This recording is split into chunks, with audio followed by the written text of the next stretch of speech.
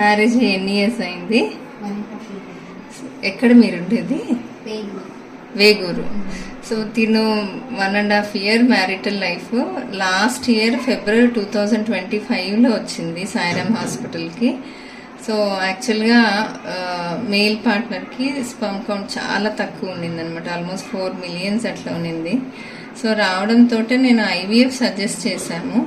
So తర్వాత మళ్ళా after 1 year వచ్చారు. మళ్ళా 1 year తర్వాత వచ్చారు. వచ్చిన తర్వాత సో 4 million కొంచెం అంటే ఇంకా అంత మార్ఫాలజీ బాగాలేదని ట్రీట్మెంట్ ఇచ్చాము.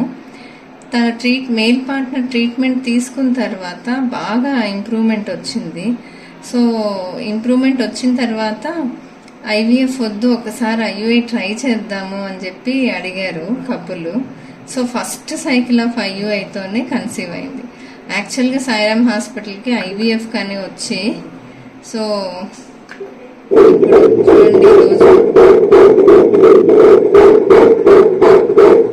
ఆల్మోస్ట్ 10 weeks ఉంది. బాగుంది. సో లక్కీగా దేవుడి దయ వల్ల, బాబా దయ వల్ల, అమ్మవారి దయ వల్ల కన్సీవ్ అయ్యారు. సో వాళ్ళ బ్లెస్సింగ్స్తో మంచి హెల్తీ బేబీ రావాలని కోరుకుంటున్నాను.